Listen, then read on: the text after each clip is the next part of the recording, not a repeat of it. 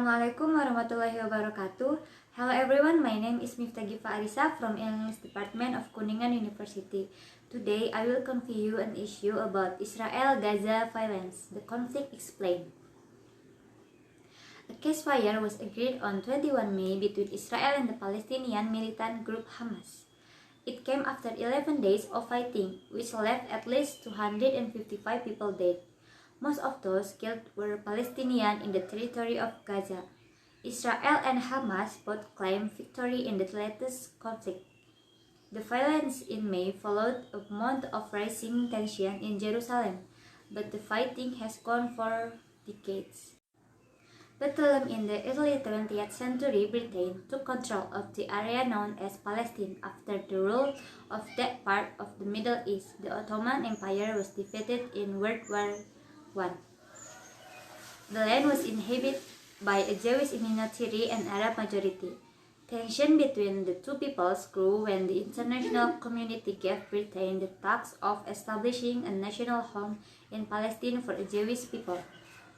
For Jews, it was their ancestral home, but Palestinian Arabs also claimed the land and opposed the move.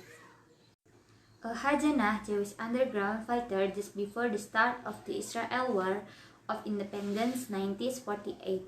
Between the 1920s and 1940s, the number of Jews arriving there grew, with many fleeing for persecution in Europe and seeking a homeland after the Holocaust of World War II. Violence between Jews and Arabs and against British rule also grew. In 1947, the UN voted for Palestine to be split into separate Jewish and Arab states, with Jerusalem becoming an international city. That plan was accepted by Jewish leaders but rejected by the Arab side and never implemented. The soldiers of Allied Arab Legion first fired on Jewish fighters of the Haganah, the Jewish Agency Self-Defense Force, in March 1948. The creation of Israel and the catastrophe in 1948 enabled to solve the problem. British rules left and Jewish leaders declared the creation of the State of Israel. Many Palestinians objected and a war followed. Troops from neighboring Arab countries invaded. Hundreds of thousands of Palestinians fled or were forced out of their homes in what they call Al-Nakba, or the catastrophe. By the time the fighting ended in a ceasefire the following year, Israel controlled most of the territory. Jordan occupied land which became known as the West Bank, and Egypt occupied Gaza. Jerusalem was divided between Israel first in the west and Jordanian first in the east. Because there was never a peace agreement, with each side blaming the other, there were more wars and fighting in the following decades.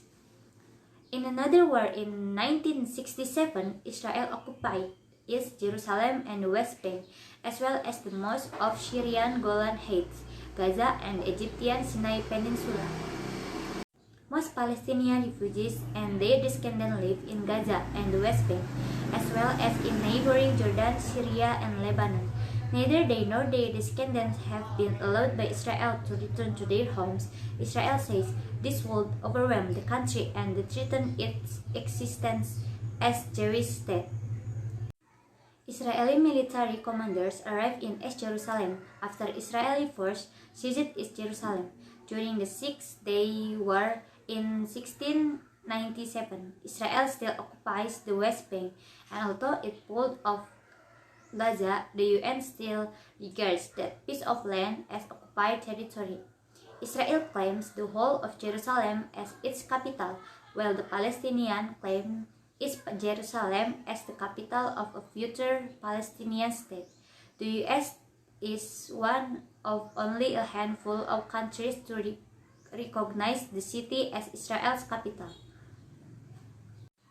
Maybe that's all for me to explain about the issue about Israel and Gaza.